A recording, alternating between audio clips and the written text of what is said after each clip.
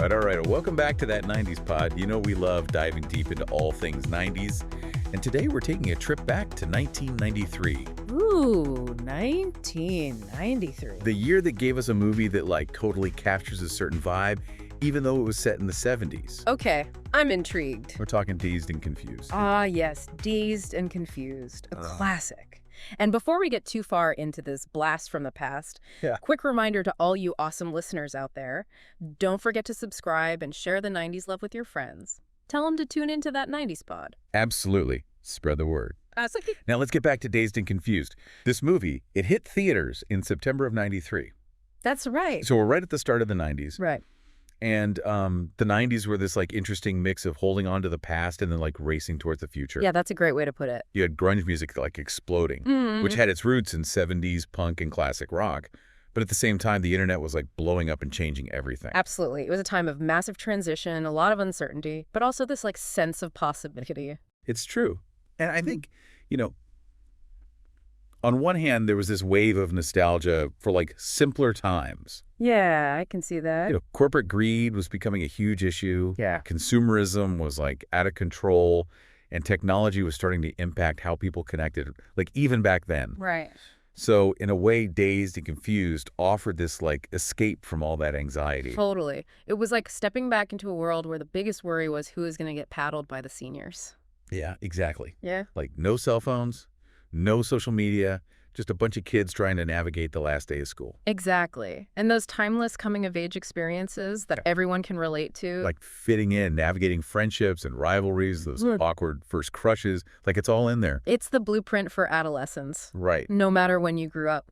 And let's not forget the music. Oh, the music. That killer soundtrack full of classic rock anthems. The Led Zeppelin, the Who, Aerosmith. Yeah. It's like Dazed and Confused. Introduce a whole generation of 90s kids to like proper rock and roll. It definitely reignited that passion for classic rock. I remember raiding my parents' record collection after seeing that movie. Suddenly everyone was tuning into classic rock radio. Absolutely. Like it breathed new life into those 70s classics. Yeah. So, you know, we've talked about the timing of the movie and how it kind of fit into this weird 90s moment. But like one of the things that always gets me about Dazed and Confused is how authentic it feels. Right. Even though it was filmed in the 90s, it truly captures the vibe of the 70s. Like, how did they pull that off? Was it the clothes, the slang? What made it feel so real? Well, I think it was a combination of things. Okay. The director, Richard Linklater, he had this like really unique approach to filmmaking. He prioritized chemistry over experience when casting the actors. So he wasn't just looking for big names. Yeah. Or like polished Hollywood types. No, not at all. He wanted actors who could bring natural, relatable energy to their roles. So like a real people. Yeah, exactly. And he actually used a lot of improvisation on set. Oh. He encouraged the actors to draw on their own experiences to shape their characters. Oh, yeah. Huh. That's fascinating. Yeah. It explains why the dialogue feels so genuine. Like you're eavesdropping on real conversation. Exactly. Like you're right there in the moment with them. And get this Linklater shot, many scenes in actual Texas high schools. Wow, really? Yeah, often with real students in the background. He like brought the real deal right into the movie. He did. And that decision, it adds this like undeniable layer of authenticity. You feel like you're transported right back to 1976. That's so cool. That attention to detail is probably a big part of why the movie has become such a cult classic. Yeah, it definitely contributed to its lasting appeal. Did it do well in theaters right away, though? You know, it actually had a pretty slow start at the box office. So it wasn't this instant blockbuster? No, it wasn't. So how did it gain its cult following then? It was a gradual build. You know, people saw it, loved it, and told their friends. Word of mouth spread. Oh, I see. And then critics started praising it for its unique style and honest portrayal of adolescence. So it was like a hidden gem that everyone eventually discovered. Yeah, that's a good way to put it. And now it's considered a coming-of-age classic. It's inspired merchandise retrospectives, like even serious academic discussions. It's amazing, isn't it? A movie about a bunch of kids trying to survive the last day of school ended up having this huge cultural impact. And speaking of impact, we can't forget about a certain charismatic character who pretty much stole every scene he was in. Wooderson. Oh, yeah. Wooderson, played by a young Matthew McConaughey. All right. That's the one. That character is pure 70s swagger and Matthew McConaughey's performance. It's iconic. That all right line. Instant classic. I know, right? It's become like his signature catchphrase. And it's crazy to think that Wooderson wasn't even supposed to be a major character. I know, right? He was more of a supporting role. But McConaughey just brought this undeniable charm and presence to the character. Yeah. It's a testament to his talent and also to Linklater's vision, like that knack for casting actors who could truly embody their roles. It's true. He just saw something special in McConaughey even back then, and Dazed and Confused. It's like it launched the careers of a bunch of other actors who went on to become huge stars. Oh, yeah. Totally. Ben Affleck, Mila Jovovich, the list goes on and It's on. a pretty impressive cast. It is, but beyond the star power, I think what really resonates with people about this film is how it captures that essence of youth. That feeling of freedom, rebellion, and the endless possibilities that are ahead. It's that sense of being on the cusp of adulthood, right? Like the whole world is opening up to you and you're trying to figure out where you fit in. It's exciting and terrifying all at the same time. Exactly. And that feeling, it's so universal. Whether you're a teenager experiencing it for the first time or an adult looking back on your own youth, that sense of possibility, it stays with you. It's funny, we're talking about a movie set in the 70s, filmed in the 90s, and here we are in the 2020s, still connecting with those same emotions. I know, it's wild, right? It really speaks to the power of storytelling. Absolutely dazed and confused. It's like a time capsule of adolescence. It captures those raw, honest moments that transcend any particular era. It's a celebration of youth, but it also acknowledges the bittersweet feeling of time passing. Yeah. Those carefree days, they don't last forever. Sadly not.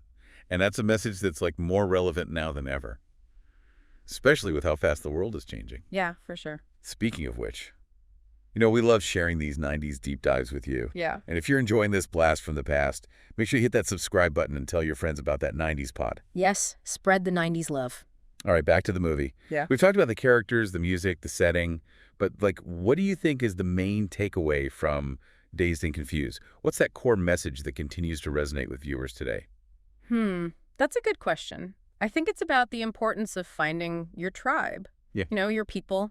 Right. The film shows how these different groups of kids, even with their cliques and their differences, they ultimately come together to celebrate the end of an era. Right. They're all navigating that transition from high school to whatever comes next. There's this shared experience of being young and figuring things out, even if they do it in different ways. Exactly. It's about connection, belonging, and the power of those shared experiences. And it's interesting how the film portrays those connections as both fleeting and enduring. Okay. The characters are all about to go their separate ways, but the memories that they make on that last day of school, those will stay with them forever. Yeah. It's like a snapshot of a moment in time, frozen in amber. And those moments, however small they may seem, they end up shaping who we become. Makes you wonder, how coming-of-age stories have changed since Dazed and Confused came out.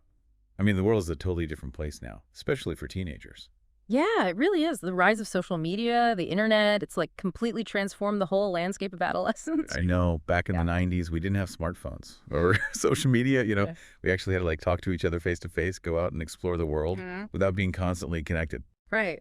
It was a different time. Yeah. And there's this whole new layer of pressure now on teenagers today to present a certain image online. Yeah. It's every moment has to be documented, curated for the perfect Instagram post. It's true.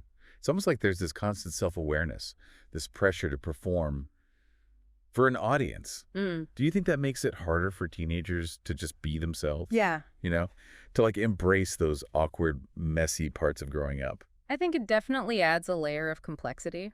It can be tough to navigate those formative years when you're constantly being bombarded with these images of perfection and these unattainable standards. Right. It makes you appreciate the simplicity of Dazed and Confused. Yeah. Right? The characters were just allowed to be themselves, flaws and all, without worrying about how it looked online. Yeah, exactly. It was a time when you could just hang out with your friends, get into some harmless trouble, and figure things out at your own pace, without the pressure of having to document every moment for the world to see. I know. It's it almost makes you nostalgic for a time you didn't even live through. But I think it speaks to something universal about the human experience. We all crave that sense of freedom and authenticity, the ability to just be present in the moment without overthinking it. Yeah, that's a really great point. And it's something I'd love for everyone listening to think about. How do you think coming-of-age stories have changed, or maybe stayed the same since the 90s?